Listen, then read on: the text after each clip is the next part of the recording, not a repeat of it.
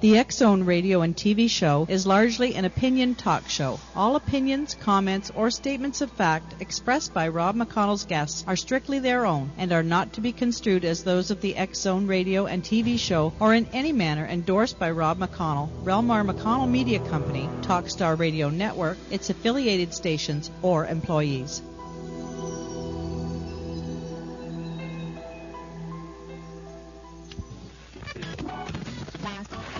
All Hit Radio.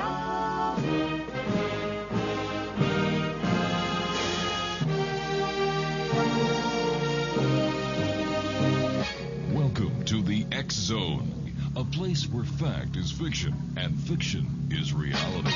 Now, here's your host, Rob McConnell.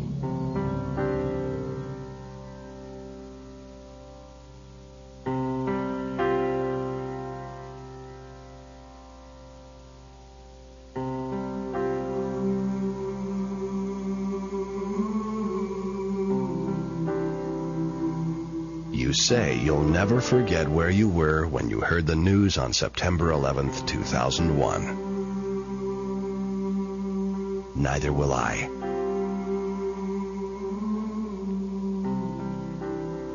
I was on the 110th floor in a smoke-filled room with a man who called his wife to say goodbye.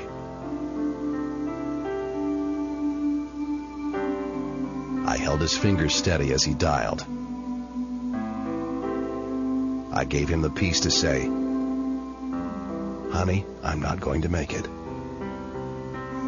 But it's okay. I'm ready to go." I was with his wife when he called as she fed breakfast to their children. I held her up as she tried to understand his words. And as she realized he wasn't coming home that night. I was in the stairwell of the 23rd floor when a woman cried out to me for help. "I've been knocking on the door of your heart for 50 years. I said, "Of course, I'll show you the way home. Only believe in me now." I was at the base of the building when the priest ministered to the injured and devastated souls. I took him home to tend his flock in heaven. He heard my voice and answered.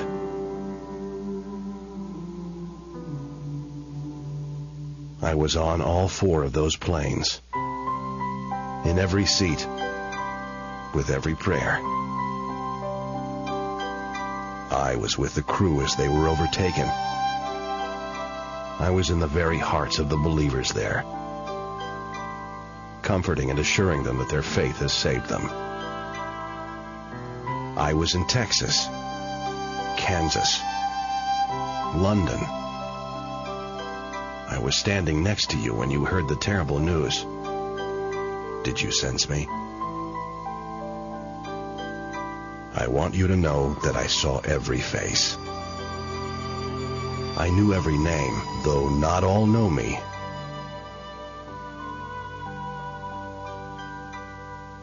Some met me for the first time on the 86th floor. Some sought me with their last breath. Some couldn't hear me calling to them through the smoke and flames. "Come to me, this way, take my hand." Some chose, for the final time, to ignore me. But I was there. I did not place you in the tower that day. You may not know why, but I do. However, if you were there in that explosive moment in time, would you have reached for me? September 11th, 2001 was not the end of the journey for you. But someday your journey will end, and I'll be there for you as well. Seek me now while I may be found. Then, at any moment, you know you're ready to go. I will be in the stairwell of your final moments.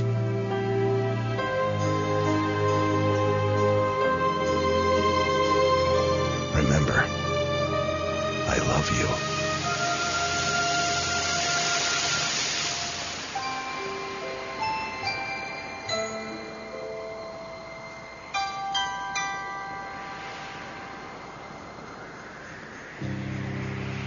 Welcome to the X Zone, everyone. My name is Rob McConnell. We're coming to you live and around the world on the Talkstar Radio Network from our studios in Hamilton, Ontario, Canada. This is Friday, September the 11th in the year 2009. On tonight's show, joining me after this 2-minute commercial break, we'll be speaking to two Fire Department of New York firefighters, George Kreuschner and his son Leif. Hour number 2, we're going to be speaking to a mother who lost her son, a firefighter, on that fateful day, September the 11th, 2001. The X Zone with yours truly, Rob McConnell, starts for today, Friday, September the 11th, 2009, on the other side of this 2-minute commercial break. Don't go. I wasn't looking at it as I was driving towards it. I just heard a huge explosion. It didn't look like there was any trouble at all with the plane. He didn't swerve at all. It just landed directly in the building. It was like almost like a gray-black color in nature on the plane. Who can say where the road goes, where the day flows, only time. And who can say if your love grows as your heart shows, only time. Gaping hole at the top of the World Trade Center. The streets are filled with people.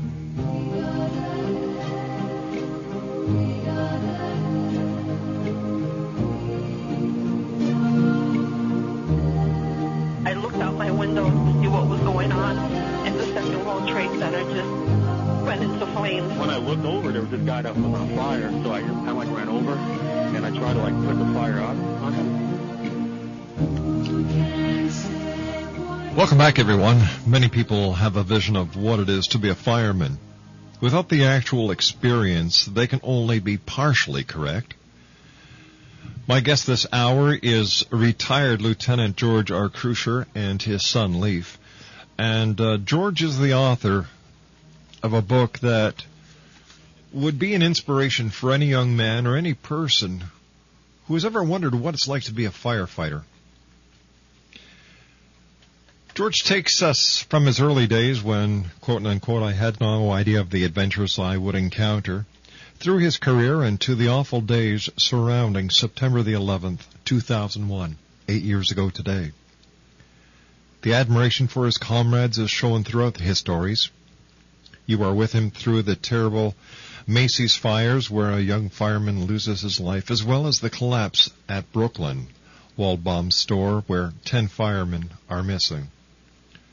On September the 11th, 2001, 100 of the 343 firefighters killed were friends and people he knew. 16 sons of the men he knew were killed that day. His book depicts an unusual and dangerous profession and is a tribute to the dedication and the courage of all firefighters. George is a 31-year veteran of the Fire Department of New York. He served 10 years in the Engine Company 230 and Ladder Company 102, both in Bedford, Williamsburg, Brooklyn, and 16 years in Manhattan's Rescue Company 1. From 1964 to 1995, he responded to 28,000 alarms. Statistically, that represents approximately 9,000 fires, 9,000 emergencies, and 9,000 false alarms. As an instructor at the Fire Academy, City of New York, he instructed probationary firefighters, taught auto extrication, and the use of rescue tools. He was part of the Collapse of Buildings program given to the rescue companies, which would eventually become the Rescue School of the Fire Department of New York. He was one of the original FDNY divers. Joining me now is George Kreuschner and his son, a firefighter, Leif. Gentlemen, welcome to the X Zone. Good evening, Bob.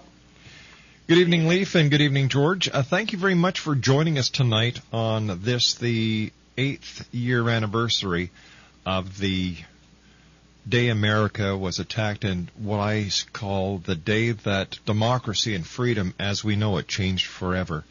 But I'd like to start off by thanking you, George, thanking you, Leif, and the men and women that you work with in the fire departments, the fellow police officers that you work with, and the members of the medical community who, like yourselves, run towards danger to help your fellow man. And all I can say, and this is coming from everyone here at the X-Zone Radio Show, the X-Chronicles newspaper, the Talkstar Radio Network, and our affiliates, thank you to one and all. Thank you. George, what does it feel like today looking back 8 years ago? Well, I'll tell you, the feelings this morning, I didn't go out. I celebrated at home by myself with my wife, of course, and watched all the ceremonies. It's been a busy time for me, so often I go out, but today I stayed home and I watched it, and the same emotion that I felt 8 years ago, I felt this morning. Maybe not as severe, but they were still the same emotions. Actually, seeing some of the relatives of the victims really brought tears to my eyes, to tell you the truth. So nothing has changed very much. It's pretty much the same. There's a hole there that will never be filled. Leif, how long have you been a firefighter, Leif? Almost 13 years, Bob. What was it like for you this morning, watching the news coverage and of the ceremonies that were happening throughout the United States, in New York City, in Washington, and of course in Shanksville, Pennsylvania?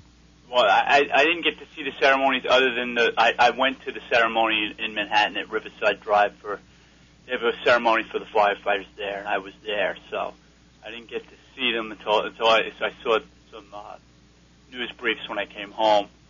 But it's always moving, and there were just so many guys we all knew, and you think about them, and they're gone, and it's a very sad day, you know.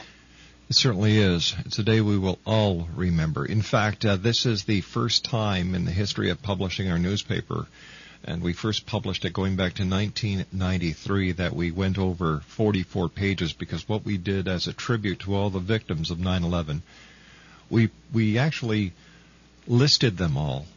And as we were putting the newspaper together, I was surprised and shocked to see the number of firefighters, Port Authority police officers, Federal Bureau of Investigation agents, City of New York Police Department officers that gave their lives in the line of duty. Sure. It's shocking. I mean, the number of people is so vast alone that it's shocking, you know. And to see it on paper, it's moving. It becomes like a phone book of people. But what it also does is it gives you a little, just a sliver of a glimpse into their personal lives and who they were. They are no longer a statistic, because now they're a person. You know their name, you know their age, where they worked, and where they passed. Yes. And firefighters are a very unique group of people. It's almost as if firefighters are generational. For example, you're following your dad's footsteps, becoming a firefighter. And this is nothing unusual within the firefighting community, is it, George?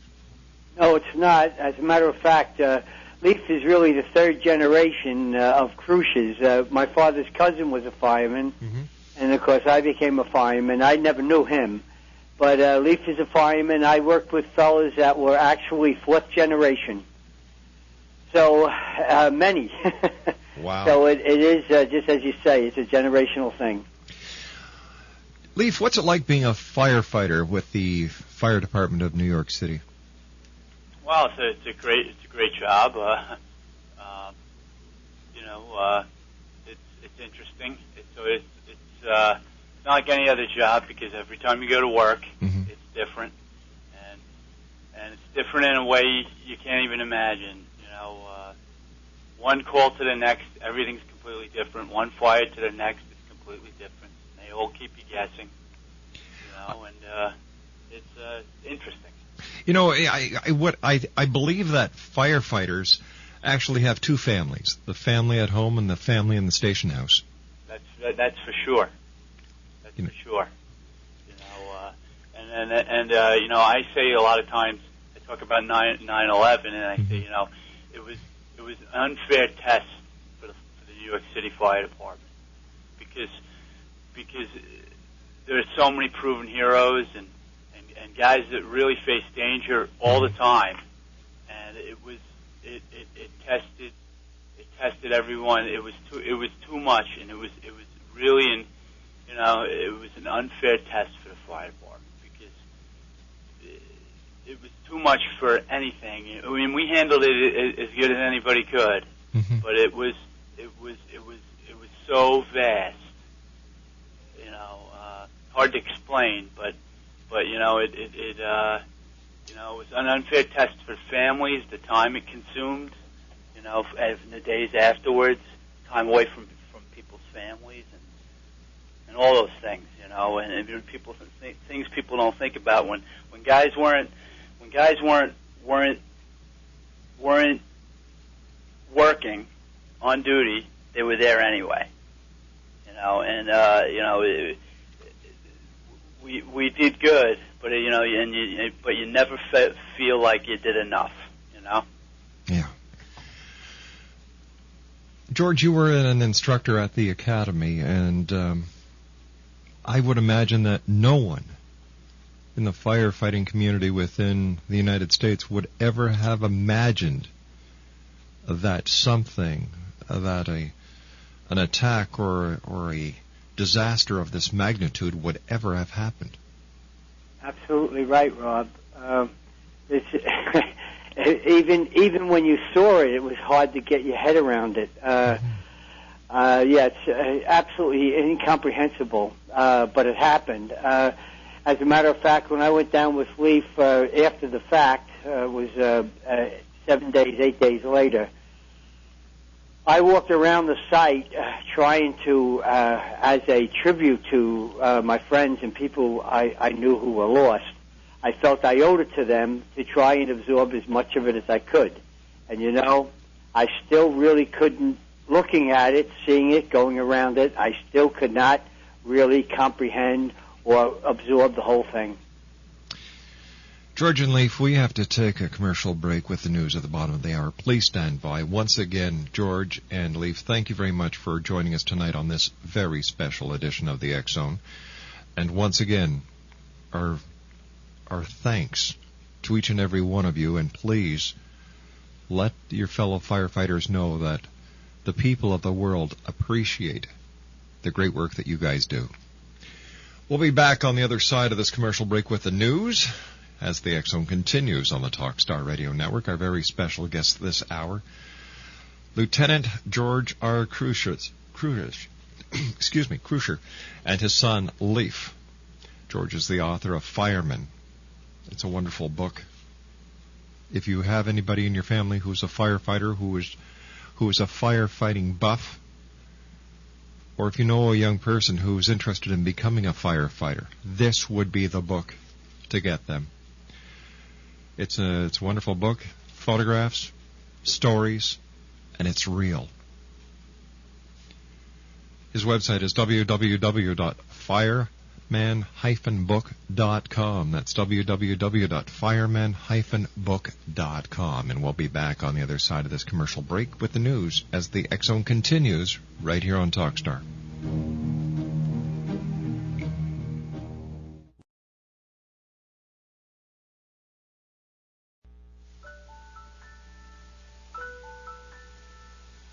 It's been a year, Daddy. I really, really miss you. Mommy says we're safe now in a beautiful place called heaven. Oh, thinking about our younger years. We have your favorite dinner tonight. I was only I ate it all up, even though I don't like carrots. I learned how to swim this summer. I can even open my eyes.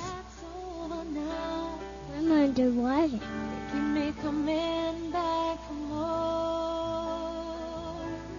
Can't you see me? Baby, you're all that I want. And you're lying here in my arms, finding it hard to believe we're in heaven. The numbers of September the 11th, 2001 are indelible. 8:46 a.m. and 9:02 a.m. Time the burning tower stood, 56 minutes and 102 minutes. Time they took to fall, 12 seconds. From there, they rippled out. The total number killed in the attacks, and this is the official figure as of 9/5/02, 2,819. Number of firefighters and paramedics lost, 343. Number of New York Police Department officers lost, 23. Number of Port Authority police officers lost, 37. Number of World Trade Center companies that lost people, 60. Number of employees who died in Tower 1, 1,402. Number of employees who died in Tower 2, 614. Number of employees lost at Cantor Fitzgerald, 658. Number of U.S. troops killed in Operation Enduring Freedom, 22.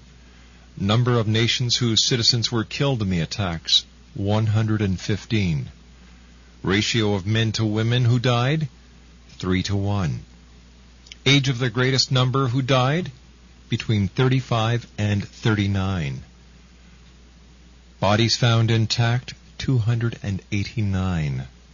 Body parts found, 19,858. Number of families who never received any remains of their loved ones, 1,717. Estimated units of blood donated to the New York Blood Center, 36,000. Total number of blood units actually used, 258. Number of people who lost a spouse or partner in the attacks, 1,609. Estimated number of children who lost a parent, 3,051.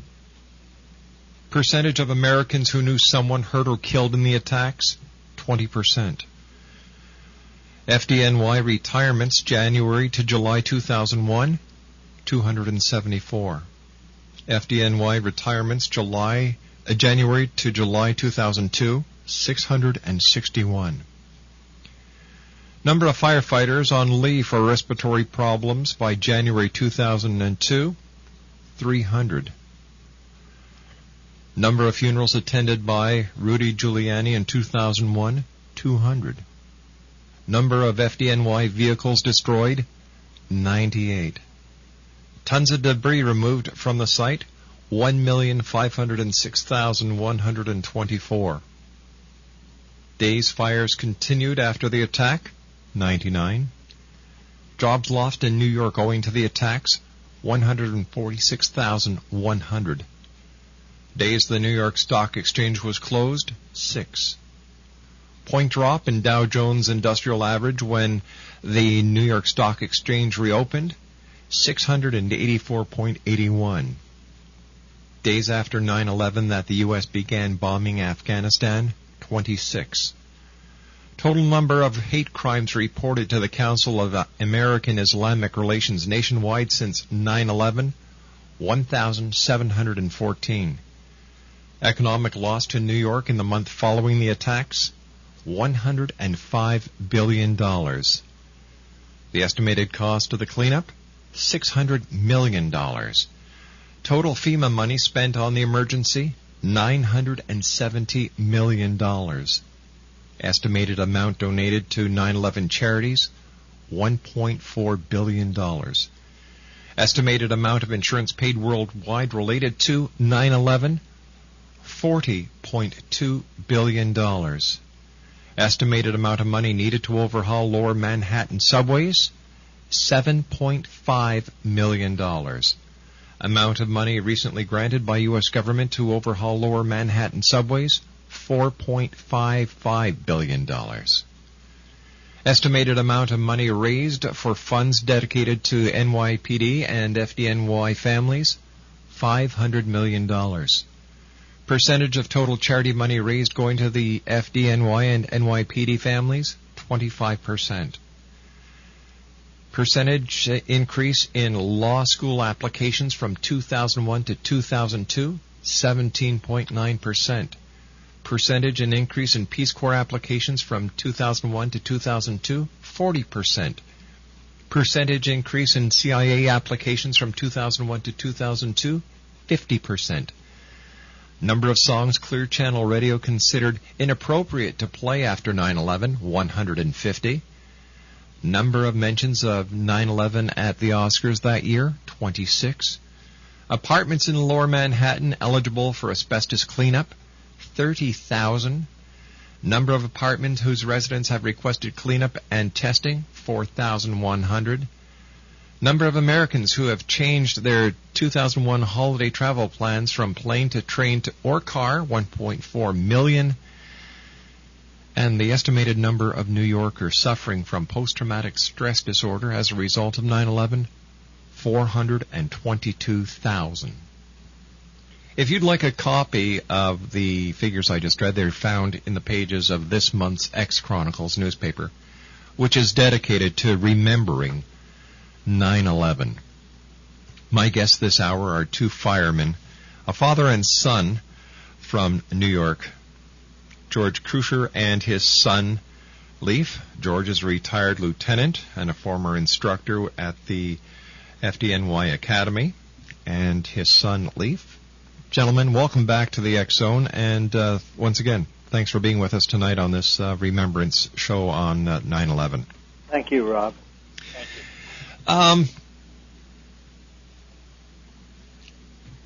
How many, your dad's statistics, Leif, from 1964 to 1995, he responded to 28,000 alarms. Statistically, that represents approximately 9,000 fires, 9,000 emergencies, and 9,000 false alarms. Have those statistics increased since your dad has left the department? Well, individual, those statistics are unbelievable. Those were considered the war years of the New York City Fire Department. And it's really the reputation of the fire department was built really in those years. I mean, there were other years, but those years they saw a tremendous amount of fire duty. Today, though, the fire department does more calls today than it did then, but it's everybody doing more. In other words, there's more. There's actually less companies, but more companies are doing more. He worked in very busy areas, mm-hmm. which the area I work in, it happens to be Ladder Company 102, which is a company he worked in, which is a busy area. But when we're busy, we're always amongst the top, right? Right. But everybody's runs are up. So statistically, the fire department did more runs last year than it ever did before. Unreal. But specifically speaking, the company, no one company would touch the volume of what he did in his career today. George, let me ask you, how do you, we've all watched TV, how the how the firefighters are at the station house, and like I said before, it's like your second family. What is it like waiting for that alarm? How do you get over the anticipation of the next alarm, and how do you key down and prepare yourself for the next alarm?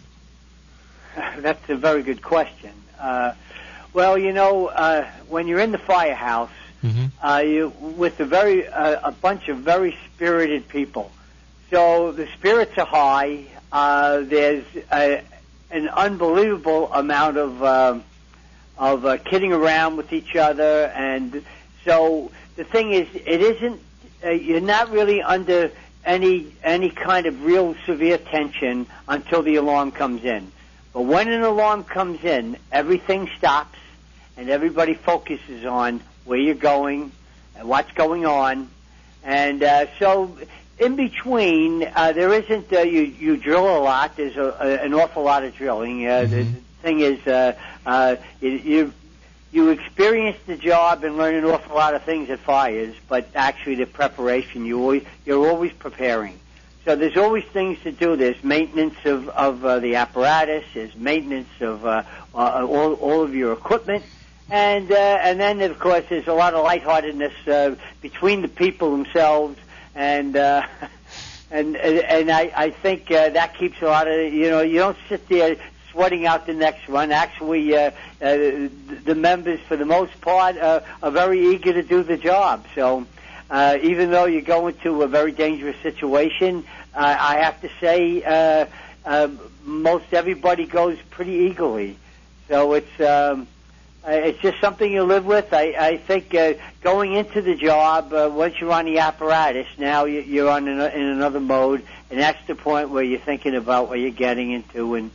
But before that, I think I would say basically it's pretty lighthearted for the most part, and there's a lot to do in the house anyway, so that keeps you pretty busy. Tell me, Leif, how do you prepare, or how are you trained at the academy to fight a high-rise fire? I've seen the houses at the academy that you're trained at, but nothing can prepare you guys, I don't believe, for a fire that is, in one of the many high-rises within New York City or any other municipality. Well, you do it, and you train and you train and you train, and then you go. And a high-rise fire is different than a lot of other fires. Especially a building like such as a trade center. That would be command post driven. Procedurally, there'd be a command post. Guys would go to the command post, and they would be told where they were to go. Truck companies or ladder companies, like I'm in, we'd be teaming up with other ladder companies because there's large uncompartmented space to be searched, and it would be extremely coordinated, much more coordinated than you would think. It's not just running in there and putting out the fire like you would in a private dwelling. It's very coordinated. So you're trained at the academy for it, but in order to understand it, you really need to ultimately do it, and then you'll learn, and you'll learn by you learn. You go, and it's the first, maybe like any fire, the first few times you're along for the ride, you go, okay, we're doing this, okay, we're gonna do this, and then the next time you know that you had to do those things, and those things come more natural, and you build on that, and you become better at it. Tell me, George, not as a dad now, but as an instructor at the academy, how did your son do? I think he's done really well. He's a very respected member, and he's come to conclusions. The way he thinks about the job, without me ever having told him how, I really, it's his life, it's his generation, and it's his time in the job. So I don't dictate very much to him. But he's come to the same conclusions I did, and his approach to the job is very, very similar to my own. And he's a very dedicated guy, and he's a smart guy, and of course to be a good fireman you have to be a smart guy. And I feel that he's very successful in what he does, and the best thing I can say is that he's a very respected member, and he's a natural leader, and I think he does a really good job. I'm really very proud of him. It sounds like he takes after his dad. Well, we hope he's a better product. How long is the training at the academy for a new recruit? Is that question? I'll let sure. Leaf Toss it to Leaf. Yeah. Well, it's constantly changing. Mm-hmm. At one point, when I went through the academy, it was 13 weeks. Then it went down to 9 weeks. Then it's been as much as 6 months. Wow. After 9/11.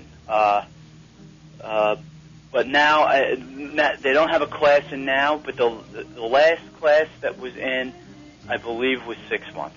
Gentlemen, please stand by. We have to take our final break. George Kreuschner and his son, Leif Kreuschner. George is a retired lieutenant with the FDNY, and he's also the author of Fireman. You can't miss it, Exo Nation. It's got a picture of George that is painted, and his painting hangs in one of the art galleries in New York City right now.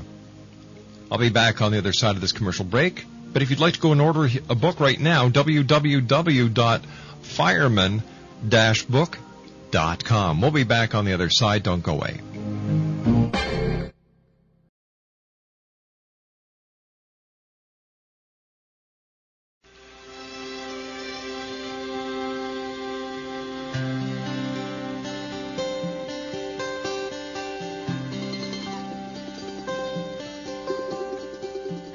Where were you when the world stopped turning that September day?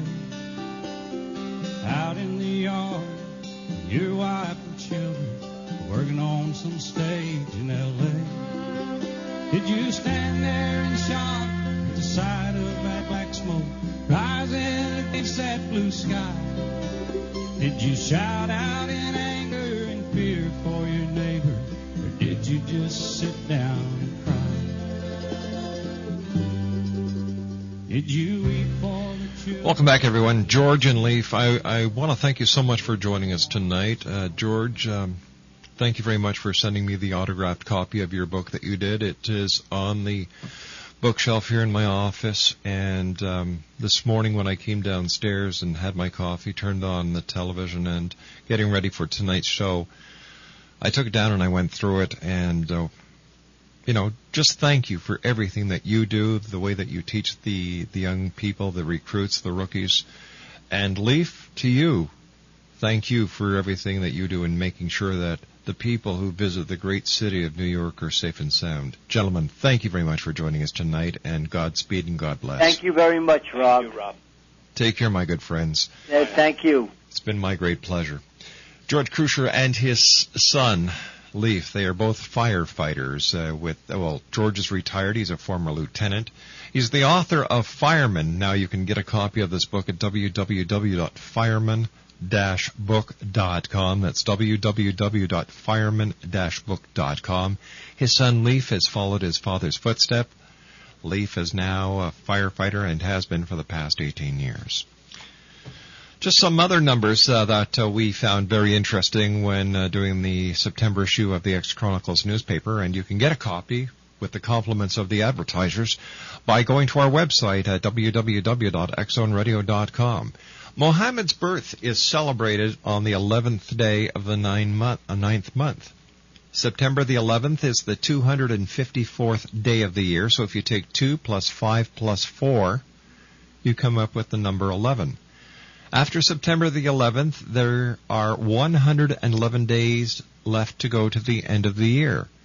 Now, 119 is the area code to Iraq and Iran, which is 9/11 backwards, right? But if you also take 1 plus 1 plus 9, it gives you the number 11. The number of stories is 110 times 2. That's in both towers. The number of windows in both towers, 21,800. And if you take 2 plus 1 plus 8 plus 0 plus 0, that gives you 11. The third building to fall, building number 7, had 47 stories. 4 plus 7 equals 11. The first plane to hit the towers was Flight 11. The American Airlines telephone number is 1-800-245-0999, and if you take 1 plus 8 plus 0 plus 0 plus 2 plus 4 plus 5 plus 0 plus 9 plus 9 plus 9, it equals 47. And if you take 4 plus 7, it gives you the number 11. The state of New York was the 11th state added to the Union. New York City has 11 letters in it. Afghanistan has 11 letters. The Pentagon has 11 letters. And let me see, what else did we find out here? George W. Bush has 11 letters. Flight 11 had 92 on board. 9 plus 2 equals 11. Flight 11 had 11 crew members. Flight 77 minus the 65 on board gives you 6 plus 5 equals 11. And it goes on and on and on. To get your copy of the X-Chronicles newspaper, just send me your email address to xzone@talkstarradio.com, and we'll send you the link with our compliments. I'll be back on the other side of this commercial break as we continue with our 9/11 special. Maureen Santora is an author who lost her son as a firefighter that fateful day 8 years ago.